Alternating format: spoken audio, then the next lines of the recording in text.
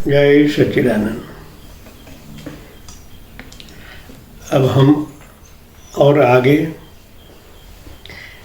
Younis technology में वृक्ष की बात करेंगे। वृक्ष, पेड़।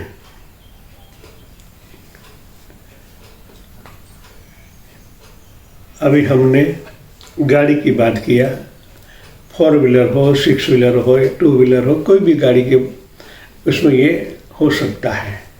मगर अब हम बात करेंगे वृक्ष की। पृथ्वी पर कई वृक्ष हैं, हजारों वृक्ष हैं। वृक्ष एक चेतना है, जीवन है उनके अंदर, वो चेतन है। अभी तक हमने जड़ देखा, अब चेतन की बारी होती है। चेतन वृक्ष के ओरा होते हैं, वो भी हमारे साथ आदान प्रदान करते हैं तरंगों के माध्यम से। ओरा से वो अपना विचार फैलाते हैं। आप अच्छे विचार लेके उनके पास जाते हैं तो उनका ओरा फूलने लगता है, आपसे भी प्रेम करना चाहते हैं। आप नेगेटिव विचार लेके उनके पास जाते हैं या उनके काटने की बात करते हैं तो ओरा उनका सिकुड़ जाता है, उनको भी भय लगता है, मगर वो बोल नहीं सकते। एक जगह है, फिर भी आप जितना प्रेम से उनके साथ नजदीक जाएंगे वो आपको कुछ न कुछ देंगे। वृक्ष है, प्रकृति का एक अंग है। प्रकृति इनके द्वारा आपको आशीर्वाद प्रदान करते हैं। छोटा वृक्ष, बड़ा वृक्ष, उनमें चेंज होता है। बड़े वृक्ष के पास में जाने से आप उनको टच करेंगे तो आपको बहुत फीलिंग अच्छी लगेगी, आपके हाथों में वाइब्रेशन आने लगेंगे। उनके द्वारा आपकी बॉडी में वो एंटर होने के बाद आपको अलग अलग प्रकार की फीलिंग अनुभव होता है। ये उनका वाइब्रेशन देने का तरीका है, मतलब आशीर्वाद। वृक्ष भी आशीर्वाद देते हैं, पॉजिटिव देते हैं। कोई भी वृक्ष के पास जाए ये होता ही है, मगर हमारी चेतना, हमारा मन इतना सूक्ष्म नहीं होता कि हम उनको पहचान सके, हम उनका अनुभव कर सके। इस प्रकृति में हर एक जगह से अलग अलग तरंग प्रसारित होते हैं और हर एक अच्छा या बुरा औरा छोड़ते हैं।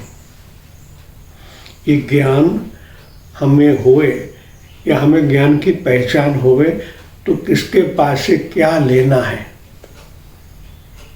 वो आपको इस जानकारी के बाद मालूम पड़ेगा कि ये वृक्ष है, हमारे शरीर में क्या त्रुटियां हैं, क्या कमी है। हम ऐसे वृक्ष के पास जाएं, प्रेम से जाएं, उनको गले लगा लें या हाथ रखें।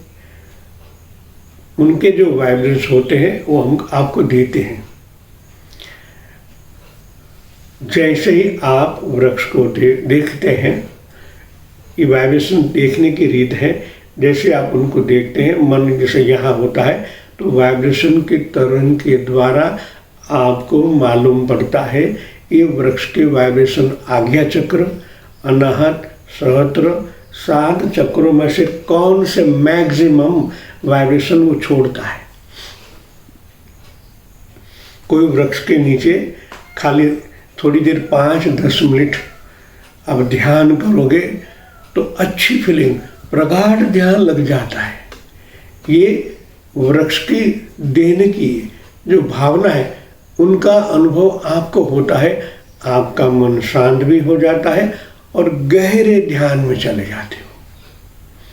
जैसे आपने सुना है ना, बुद्ध भगवान वड़ के झाड़ के नीचे समाधिस्थ हो गए थे, साक्षात्कार हो गया था।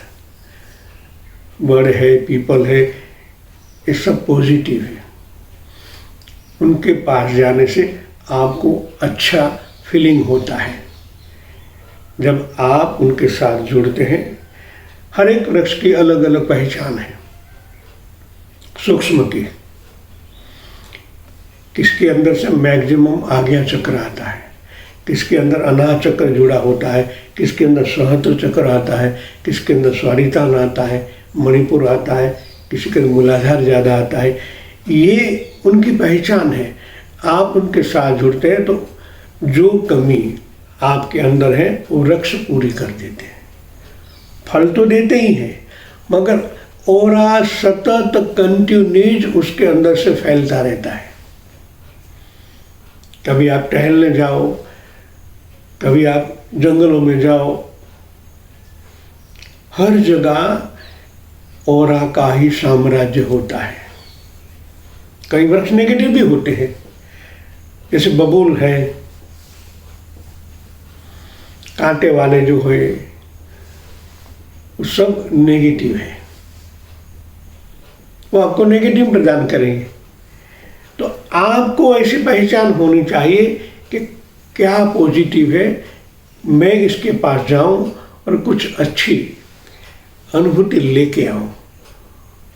जब कहीं नदी किनारे चले जाते, हिमालय चले जाते हो, तो वहाँ तो कई प्रकार के पेड़ होते हैं और कई प्रकार की ऊर्जावंत होती है। ये वृक्ष आपको बहुत कुछ देते हैं। हिमालय के जो वृक्ष है वो तो आपको अनगिनत ऊर्जा देते हैं। ऊर्जा ही हम लेते हैं, ऊर्जा के बिना हमारा जीवन भी नहीं चलता। तो ये ऊर्जा का स्रोत बहुत भारी परिमाण में इस हिमालय में मिलता है। हमारी शिविर हिमालय में होती है तो हम उनको सब साधक को पहचान करवाते हैं। भी हिमालय में अंदर जो हमारे यहाँ वृक्ष है वो वहाँ नहीं, जो वहाँ तो अलौकिक दैवी गुण वाले वृक्ष होते हैं। उनके साथ तालमेल करने से आपकी आध्यात्मिक यात्रा बहुत स्पीड में आगे बढ़ती है। हमने तो हिमालय में ऐसे भी वृक्ष देखे जिसके फल, इनके फूल आप हाथ में रखने से ही आपकी ब्रह्मनाड़ी खुल जाती है, सुषुम्ना। कितनी बड़ी देन है, कितने मंत्र जाप, कितने आप प्रक्रिया में विचरते, उनके बाद आपकी ब्रह्मनाड़ी खुलती है। तो वहाँ तो हिमालय में ऐसे वृक्ष हैं जिनका फूल हाथ में रखने से आपकी सुषुम्ना खुल जाती है। आप प्रगाढ़ ध्यान में चले जाते हो, आपका ऑरा, आभा मंडल सब कुछ चेंज हो जाता है। कई वृक्ष के फूल ऐसे होते हैं, उनको सूंघने से आपकी आज्ञा चक्र गोल घूमने लग जाती है, एक्टिव होने लगती है। ऐसे सातों चक्रों के कनेक्टेड हिमालय के अंदर ऐसे वृक्ष होते हैं। इसलिए तो महान तपस्वी लोग हिमालय में तपस्या करने जाते हैं, क्योंकि वहाँ ऐसे पेड़ पौधे ऐसे हैं जो आपको देते ही रहते हैं। उनके पास जाने से आपकी नेगेटिव खत्म हो जाती है, आपका नेगेटिव ऑरा दूर हो जाता है। जैसे आपके नेगेटिव दूर हुए वो पॉजिटिव आपको देने लगते हैं। जो आपका मकसद है कि पॉजिटिविटी ऑरा के बिना आपको प्रगाढ़ ध्यान कतई नहीं लगेगा, क्योंकि ऑरा आपकी बॉडी के साथ कनेक्टेड है। आप ध्यान में बैठोगे मगर ऑरा नेगेटिव होने से आपको नेगेटिव विचार आएंगे और आपको ध्यान नहीं लगेगा। इसलिए हिमालय का महत्व है, उनका जल का महत्व है, औषधि युक्त होता है। आचरण पीने में वो करोगे, आंतरिक जगत शुद्ध हो जाएगा। बाह्य जगत में ये पेड़ पौधे, वहाँ की लोग, उनके और आभा मंडल पॉजिटिव होते हैं, उनके विचार पॉजिटिव होते हैं। वहाँ संसार माया बहुत कम है, तो आप स्पीड में उनका अनुभव करने लग जाते हैं। तो ये है वृक्ष की बात। जो वृक्ष के साथ आप हाथ टच करो, आपका आज्ञा चक्र उनको टच करो, तो आपके आज्ञा चक्र में बहुत कुछ बदलाव आ जाता है। ऐसा करने से आपकी आध्यात्मिक स्पीड बढ़ती है। इसलिए दुनिया हिमालय में जाती है, बाहर के लोग भी बहुत आते हैं। भारत की अनमोल देन है। जय श्री राम।